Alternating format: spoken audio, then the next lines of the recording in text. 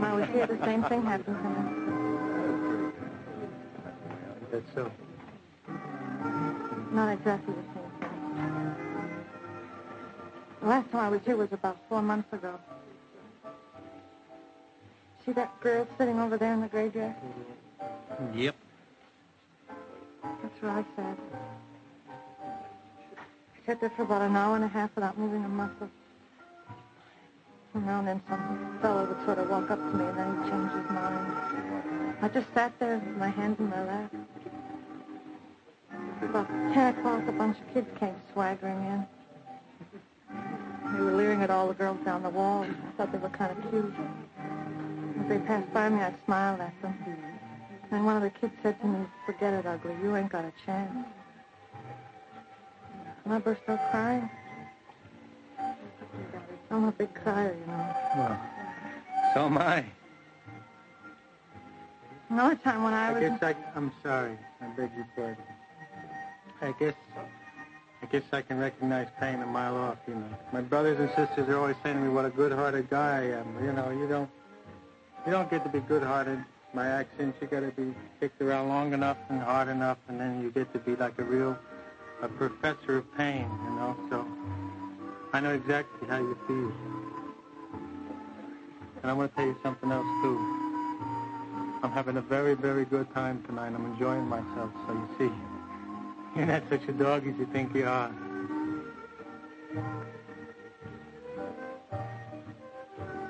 I'm having a good time, too. Well, there you see, that means I'm not such a dog as you think I am, you see. Oh, I think you're a very nice guy. I don't know why some girl hasn't grabbed you up on her. Well, not neither. Neither do I, you know. Excuse me, I'm sorry. I was saying, neither do I, because I think I'm a pretty nice guy and I'm a pretty smart guy in my own way, you know. Thank you.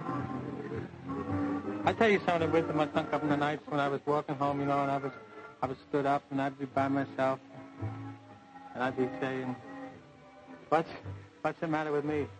I can't be that ugly, you know. See, when a man and a woman get married, that means they're going to be married for, well, 30, 40, 50 years. So it's got to be much more than whether you're good looking or not, you know. You take my father now. My father, he was a real ugly man, but my mother, she adored him. You know, and she said sometimes that she would get pretty unreasonable and miserable with him, but he always tried to understand, you know. And I remember when I was a kid, and they'd be sitting in the living room there, and they'd be talking and talking, you know. I adored my old man because he was so kind. In fact, I guess that's one of the most beautiful things I have in my life is the way my mother and my father were, you see. And he was a real ugly man, so there. See, it doesn't make any difference if you look like a gorilla. But I'm trying to say that we dogs ain't such dogs as we think we are. I'm 29 years old. How old are you? I'm 36.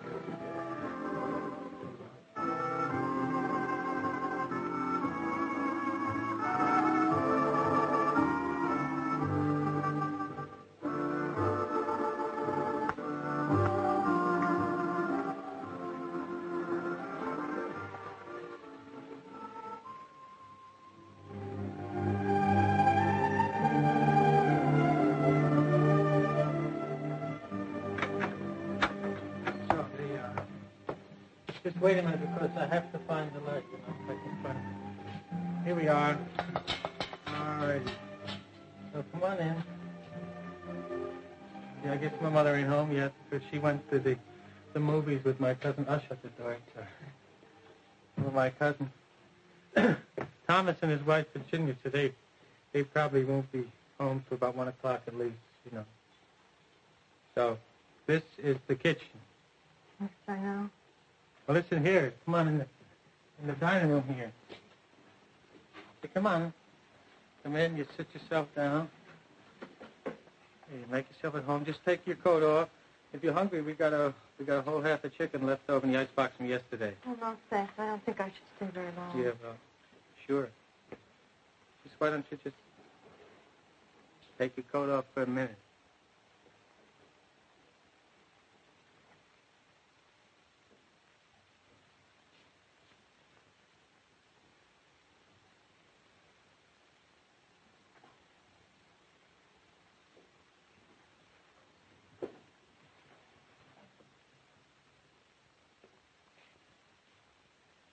So, like I was saying, you see, my brother Nicky, he got married Sunday, and that was something. They had a statue there of a woman, and there was whiskey spurting right out of her mouth, you know. So that's probably the grandest thing I've ever seen. So here. And what a meal they had. You know, I'm a butcher, you know, so I can tell a good steak from a bad steak, and they had the choice fillets that were cut right off the top of the chuck. You know, it costs about $1.80 a pound. You can get a cheaper cut, but that the rib cut, that costs about $1.25 a pound. But the only trouble with that is that it has a lot of waste matter on it. It has to be trimmed off. Clara, why don't you relax, because you're all tense? I'm fine. All right. You want to go home? Huh? I'll take you home. I think that would be a good idea.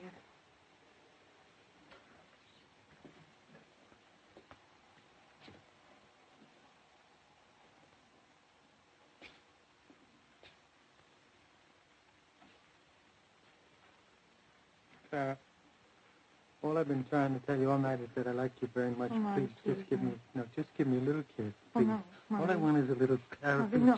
Just a little. No, All right, Clara. All right. I take you home. All I wanted was a lousy little kiss, you know.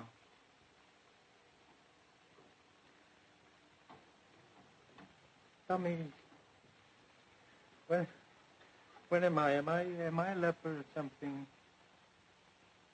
I just didn't feel like that, so. It's the story of my life. I'm just a fat little ugly guy, you know. Every time there's a New Year's Eve party, so I'm the guy they have to get a date for.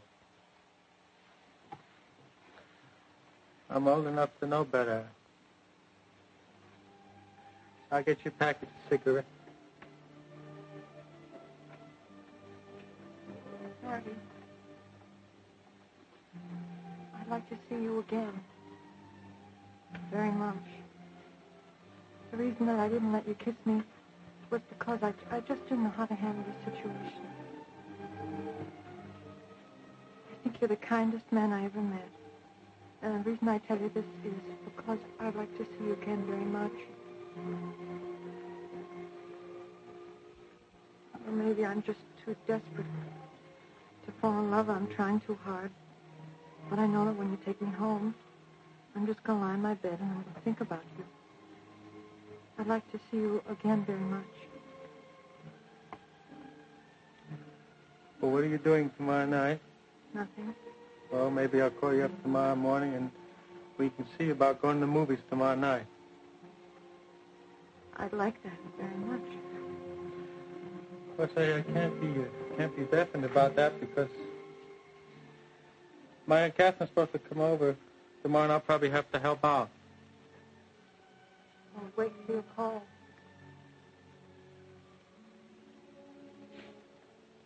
All right.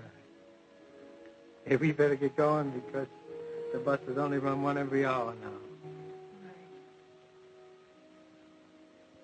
I'll just get some cigarettes. Huh?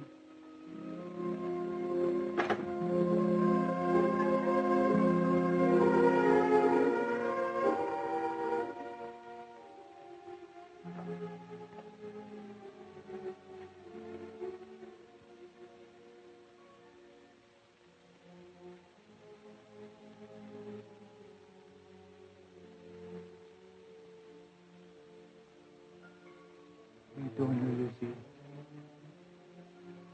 Nothing.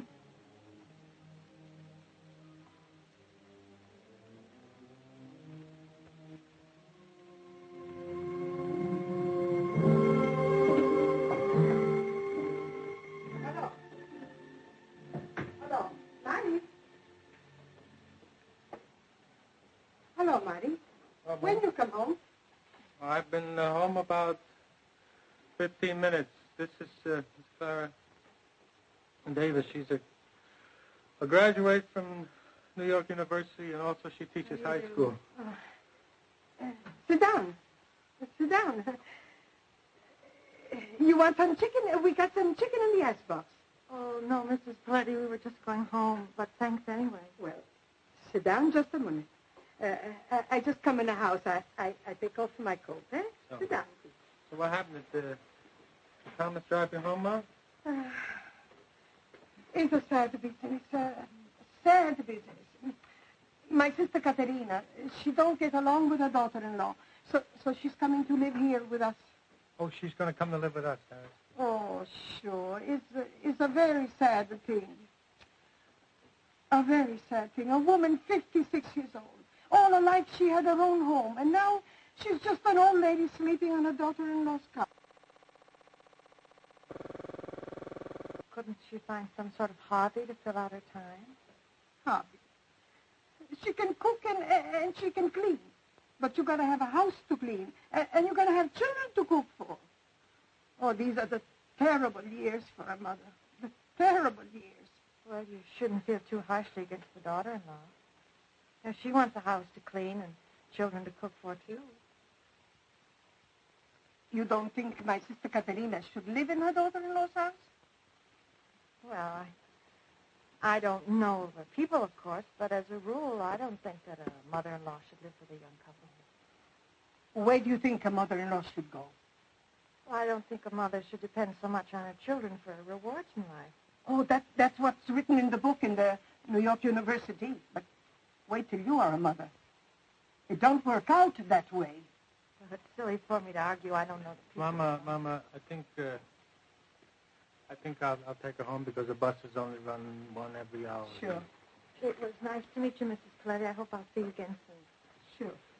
So, Mama, I'll be back in a short time, about an hour. Sure.